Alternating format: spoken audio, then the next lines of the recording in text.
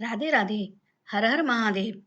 अब तक की कथा में 21वें अध्याय में आपने सुना कि किस तरह माह, बार और दिनों, नक्षत्रों में की गई पूजा का क्या महत्व होता है। किस तरह लिंग के 6 भेद हैं। 6 लिंगों की नित्य पूजा करने से साधन जीवन मुक्त हो जाता है, इसमें संशय नहीं है। आगे की कथा में ऋषि बोले, प्रभु महामुनि, आप हमारे लिए ये जो 6 प्रकार के लिंग हैं उनके पूजा का महत्व और शिव भक्ति की पूजा के प्रकार के बारे में बताएं। सूत जी ने कहा, महर्षियों, आप लोग तपस्या के धनी हैं। आपने ये बड़ा सुंदर प्रश्न किया है, परंतु इसका सही से उत्तर महादेव जी ही जानते हैं, दूसरा कोई नहीं जानता। फिर भी भगवान शिव की कृपा से ही मैं इस विषय के बारे में बताऊंगा। वे भगवान शिव हमारी और आप लोगों की रक्षा का बारंबार स्वयं ही ग्रहण करें। प्र नाम है प्रकृति से पैदा हुई संसार रूपी महासागर का। प्रणव इससे पार पाने के लिए दूसरी नाव है, इसलिए इस ओंकार को प्रणव कहा जाता है। ओंकार अपने जप करने वाले साधकों से कहता है। प्रणव का अर्थ है प्रपंच, न नहीं है, ब तुम लोगों के लिए। इस भाव अथवा अर्थ को लेकर भी ज्ञानी पुरुष ओम को प्रणव नाम से जानते हैं। इसका दूसरा अर्थ यह भी है, प्र चकेष्ण न चयनयेत वह युष्मानामोक्षम इति वह प्रणवा। मतलब यह तुम सब उपासकों को बलपूर्वक मोक्ष तक पहुंचा देगा। इस अर्थ से भी इसे ऋषि मुनि प्रणव कहते हैं। अपना जप करने वाले योगियों तथा अपने मंत्र की पूजा करने वाले उपासक के सभी कर्मों का नाश करके यह दिव्य नूतन ज्ञान देता है, इसलिए भी इसका नाम प्रणव है। उन माया रहित महेश्वर को नव या नूतन कहते हैं। वे परमात्मा शुद्ध स्वरूप है, इसलिए प्रणव कहलाते हैं। प्रणव साधक को शिव स्वरूप कर देता है, इसलिए भी विद्वान पुरुष उसे प्रणव के नाम से जानते हैं, अथवा प्रकृष्ट रूप से नव दिव्य परमात्मा ज्ञान प्रकट करता है, इसलिए वह प्रणव है। प्रणव के 2 भेद बताए गए हैं, स्थूल और सूक्ष्म। एक अक्षर रूप जो ओम है और सूक्ष्म प्रणव कहते हैं, और नमः शिवाय इन 5 अक्षर वाले मंत्र को स्थूल प्रणव कहते हैं। मतलब यह है कि जिसमें 5 अक्षर नहीं आते हैं वह सूक्ष्म है, और जिसमें 5 अक्षर स्पष्ट रूप से हैं वह स्थूल है। जीवन मुक्त पुरुष के लिए सूक्ष्म प्रणव का जप बताया गया है, वहीं उसके लिए सभी साधनों का सार है। वैसे जीवन मुक्त के लिए किसी साधन की आवश्यकता नहीं है, क्योंकि वह सिद्ध रूप है। फिर भी दूसरों की निगाह में जब तक उसका शरीर रहता है तब तक उसके द्वारा प्रणव जप की सहज साधना स्वयं ही होती है। वह अपने शरीर के नष्ट होने तक सूक्ष्म प्रणव मंत्र का जप और उसके अर्थभूत परमात्मा तत्व का अनुसंधान करता है। जब शरीर नष्ट हो जाता है तब वह पूर्ण ब्रह्म स्वरूप शिव को प्राप्त कर लेता है। जो अर्थ का अनुसंधान न करके केवल मंत्र का जप करता है उसे निश्चय ही योग की प्राप्ति होती है। जिसने 36 करोड़ मंत्र का जप कर लिया है उसे अवश्य ही योग प्राप्त हो जाता है। सूक्ष्म प्रणव के भी 2 रूप हैं, ह्रस्व और दीर्घ। अकार, उकार, मकार, बिंदु, नाद, शब्द, काल और कला, इसे मिला लो जो प्रणव है उसे दीर्घ प्रणव कहते हैं।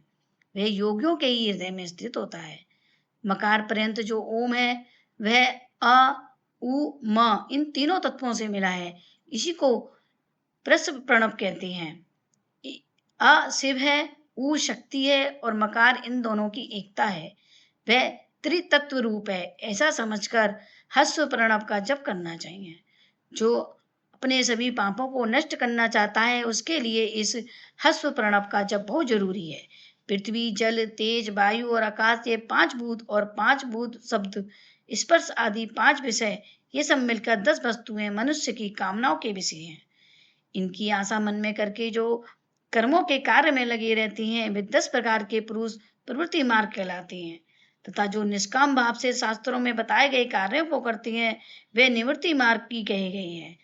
प्रवृत्त पुरुष को ह्रस्व प्रणव का ही जप करना चाहिए और निवृत्त पुरुष को दीर्घ प्रणव का। व्यातियों तथा अन्य मंत्रों के शुरू में इच्छा अनुसार शब्द और कला से युक्त प्रणव का उच्चारण करना चाहिए। वेद के आदि में और दोनों संध्याओं की उपासना के समय भी ओंकार का उच्चारण करना चाहिए। प्रणव का 9 करोड़ जप करने से मनुष्य शुद्ध हो जाता है। फिर 9 करोड़ का जप करने से वह पृथ्वी तत्व पर विजय पा लेता है। इसके बाद फिर से 9 करोड़ का जप करके वह जल तत्व को जीत लेता है। फिर से 9 करोड़ जप से अग्नि तत्व पर विजय पाता है। इसके बाद फिर 9 करोड़ का जप करके वह वायु तत्व पर विजयी होता है। फिर 9 करोड़ के जप से आकाश को अपने अधिकार में कर लेता है। इसी प्रकार 9 करोड़ का जप करके वह गंध, रस, रूप, स्पर्श और शहद पर विजय पाता है। इसके बाद फिर 9 करोड़ का जप करके अहंकार को भी जीत लेता है। इस तरह 108 करोड़ प्रणव का जप करके उत्कृष्ट ज्ञान को प्राप्त कर पुरुष शुद्ध योग का लाभ करता है। शुद्ध योग से मिला होने पर वह जीवन मुक्त हो जाता है। हमेशा प्रणव का जप और प्रणव रूपी शिव का ध्यान करते करते समाधि में स्थित हुआ महायोगी पुरुष साक्षात शिव ही है। पहले अपने शरीर में प्रणव के ऋषि, छंद और देवता आदि का न्यास करके फिर जप आरंभ करना चाहिए। अकार आदि मात्रका वर्णों से युक्त प्रणव का अपने अंगों में न्यास करके मनुष्य ऋषि हो जाता है। मंत्रों के 10 संस्कार मात्रका न्यास तथा षण ध्वज शोधन आदि के साथ सभी न्यास फलों से प्राप्त हो जाता है। प्रवृत्ति तथा प्रवृत्ति निवृत्ति से मिश्रित भाव वाले पुरुषों के लिए स्थूल प्रणव का जप ही अभिष्ट साधक होता है। क्रिया, तप और जप के योग से शिव योगी 3 प्रकार के होते हैं, जिन्हें क्रिया योगी, तपोयोगी और जप योगी कहलाते हैं। जो धन आदि वैभव की चीजों से पूजा सामग्री का संचय करके हाथ आदि अंगों से नमस्कार आदि क्रिया करते हुए इष्ट देव की पूजा में लगा रहता है, वह क्रिया योगी कहलाता है। पूजा में लगे रहकर जो भोजन करता और अपनी बाह्य इंद्रियों को जीतकर बस में किए रहता है और मन को भी बस में करने पर द्रोह आदि से दूर रहता है, वह तपयोगी कहलाता है। इन सभी सद्गुणों के होते हुए जो हमेशा शुद्ध भाव से रहता तथा सभी काम आदि दोषों से दूर हो शांत चित्त से हमेशा जप करता है, उसे परमात्मा पुरुष जप योगी मानते हैं। जो मनुष्य 16 उपचारों से शिव योगी महात्माओं की पूजा करता है, वह शुद्ध होकर अच्छी और ऊंची मुक्ति को पा लेता है। द्विजो, अब मैं जप योग के बारे में बताता हूँ, तुम सब लोग ध्यान देकर सुनो। तपस्या करने वालों के लिए जप करने के लिए कहा गया है, क्योंकि वह जप करते करते अपने आप को शुद्ध कर लेता है। ब्राह्मणों, पहले नमः पद हो, उसके बाद शिव शब्द हो तो पंच तत्वात्मक नमः शिवाय मंत्र होता है। इसे शिव पंचाक्षर कहते हैं। ये स्थूल प्रणव स्वरूप है। इस पंचाक्षर के जप से ही मनुष्य सभी सिद्धियों को प्राप्त कर लेता है। पंचाक्षर मंत्र के आदि में ओंकार लगाकर ही सदा उसका जप करना चाहिए। द्विजो, गुरु के मुख से पंचाक्षर मंत्र का उपदेश पाकर जहाँ सुख पूर्वक निवास किया जा सके, ऐसी उत्तम भूमि पर महीने के शुक्ल पक्ष में प्रतिपदा से आरंभ करके कृष्ण पक्ष की चतुर्दशी तक हमेशा जप करता रहे। माघ और भादों के महीने अपना विशेष महत्व रखते हैं। यह समय सब समयों से उत्तम से भी उत्तम माना गया है।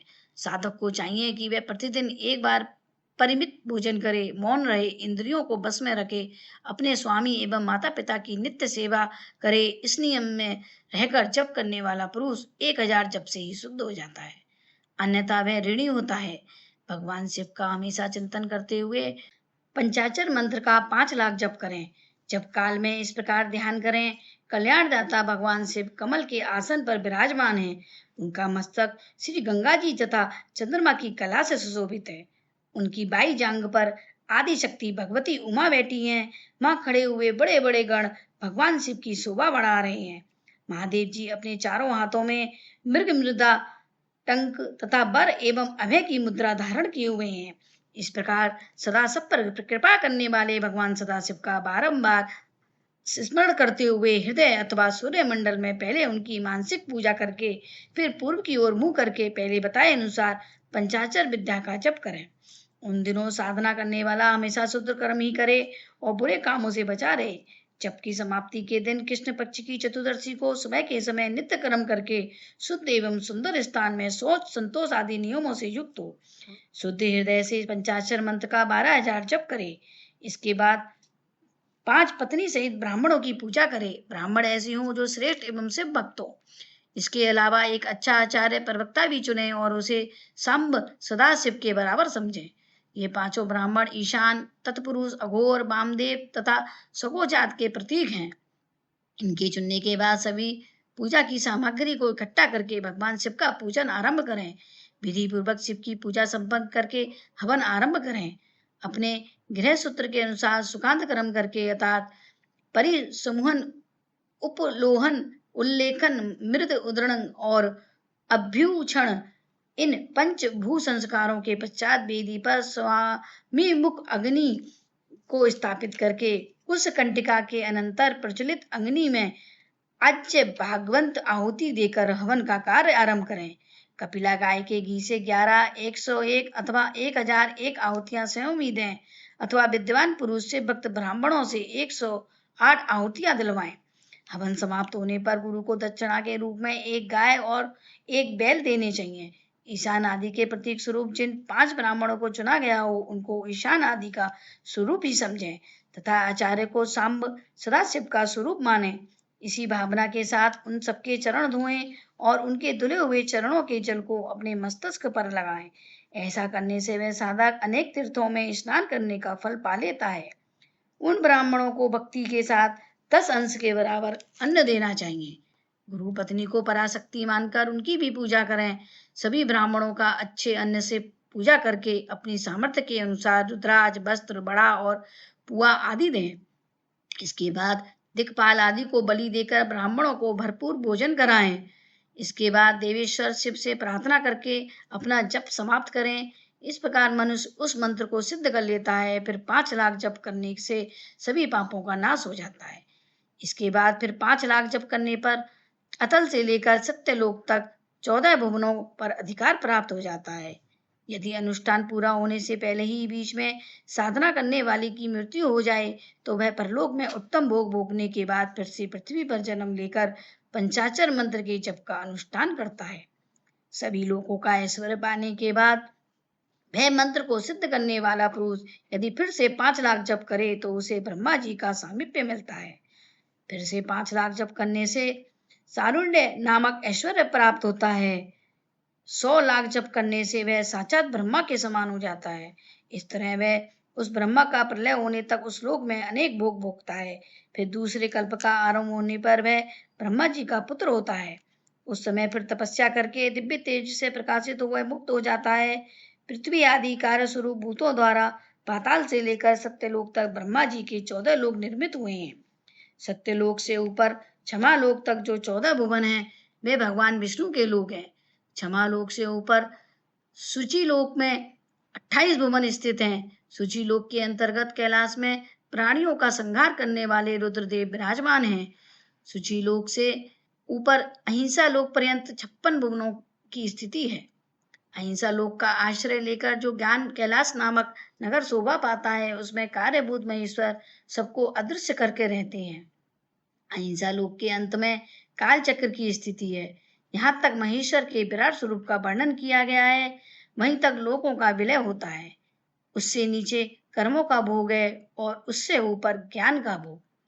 उसके नीचे कर्म माया है और उसके ऊपर ज्ञान माया। अब मैं कर्म माया और ज्ञान माया का तात्पर्य बता रहा हूँ।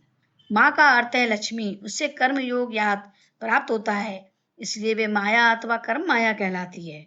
इसी तरह माँ अर्थात लक्ष्मी से ज्ञान योग मिलता है, इसलिए उसे माया या ज्ञान माया कहा गया है। उपयुक्त सीमा से नीचे नश्वर भोग है और ऊपर नित्य भोग। उससे नीचे ही लय है, ऊपर नहीं। वहां से नीचे ही कर्म में पासों द्वारा बंधन होता है, ऊपर बंधन का सदा अभाव है। उससे नीचे ही जीव सकाम कर्मों को करते हुए अनेक लोकों और योनियों में चक्कर काटती हैं। उससे ऊपर के लोकों में निष्काम कर्म का ही भोग बताया गया है। बिंदु पूजा में लगे रहने वाले उपासक वहां से नीचे के लोक में ही घूमते हैं। उसके ऊपर तो निष्काम भाव से शिवलिंग की पूजा करने वाले उपासक ही जाते हैं। जो सिर्फ शिव की ही पूजा में लगा है वे उससे ऊपर के लोकों में जाते हैं। वहां से नीचे जीव कोटि है और ऊपर ईश्वर कोटि। नीचे संसारी जीव रहते हैं और ऊपर मुक्त पुरुष। नीचे कर्म लोक है और ऊपर ज्ञान लोक।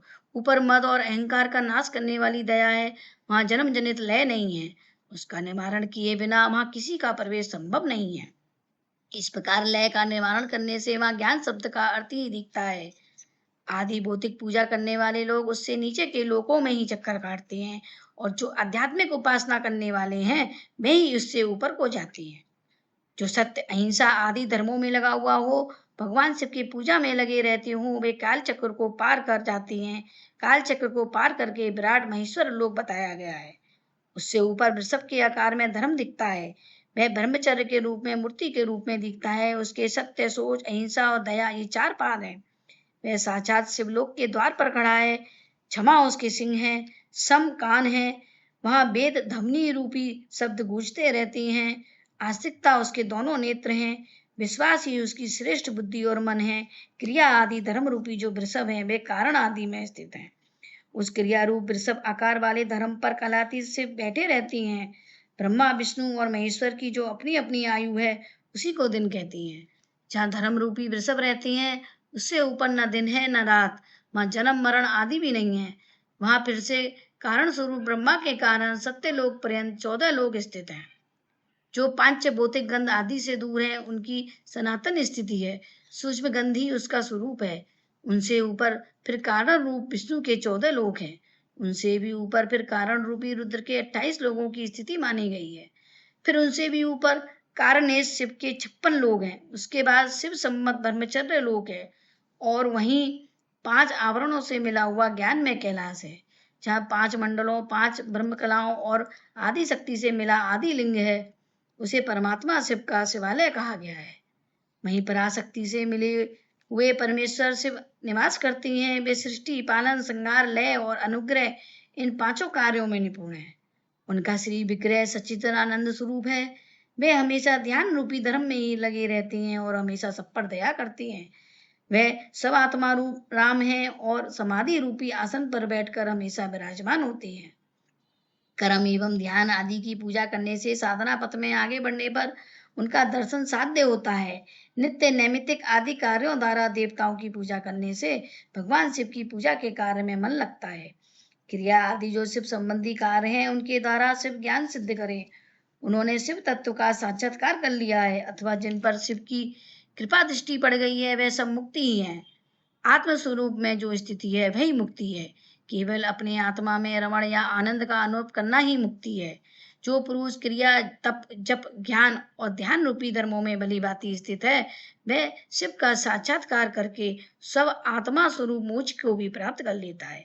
जैसे सूर्यदेव अपनी किरणों से अशुद्धि को दूर कर देते हैं उसी प्रकार कृपा करने से कुशल भगवान शिव अपने भक्तों के अज्ञान को मिटा देते हैं।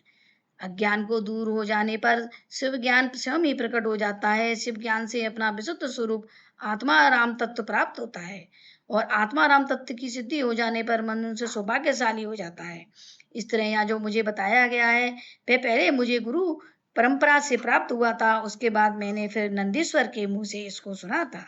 नंदी स्थान से अलग हटकर जो स्वयं संग भेद शिव वैभव है उसका अनुभव केवल भगवान शिव को ही है। साक्षात शिवलोक के उस वैभव का ज्ञान सबको शिव जी की कृपा से ही हो सकता है अथवा नहीं, ऐसा आस्तिक पुरुषों का कहना है। साधना करने वालों को चाहिए कि वह 5 लाख जप करने के बाद भगवान शिव को प्रसन्न करने के लिए महाअभिषेक और नैवेद्य चढ़ा करके शिव भक्तों की पूजा करे। भक्ति की पूजा से भगवान शिव बहुत प्रसन्न होते हैं। शिव और उनके भक्तों में कोई भेद नहीं है, वह साक्षात शिव स्वरूप ही हैं। शिव स्वरूप मंत्र को धारण करके वह शिव ही हो गया होता है। शिव भक्त का शरीर शिव स्वरूप ही है, इसलिए उनकी सेवा में लगे रहना चाहिए। जो शिव के भक्त हैं वे लोक और वेद की सारी क्रियाओं को जानते हैं। जो जितना जितना शिव मंत्र का जप कर लेता है उसके शरीर को उतना शिव के समीप आने का अवसर मिलता है। शिव भक्त स्त्री का रूप देवी पार्वती का ही स्वरूप है। वह स्त्री जितना मंत्र जपती है उसे उतना ही देवी का सानिध्य मिल जाता है। साधक स्वयं शिव स्वरूप होकर पराशक्ति का पूजन करे। शक्ति मूर्ति एवं लिंग का चित्र बनाकर अथवा मिट्टी आदि से उसकी आकृति का निर्माण करके प्राण प्रतिष्ठा पूर्वक निष्कपट भाव से इनका पूजन करे।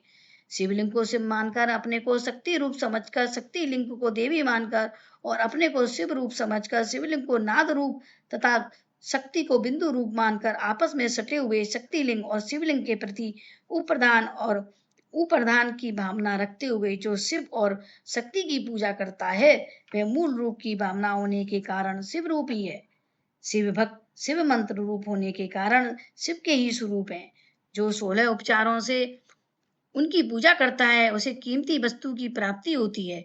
जो शिव लिंगोपासक शिव भक्त की सेवा आदि कार्य करके उसे आनंद देता है उस विद्वान पर भगवान से बड़े प्रसन्न होते हैं।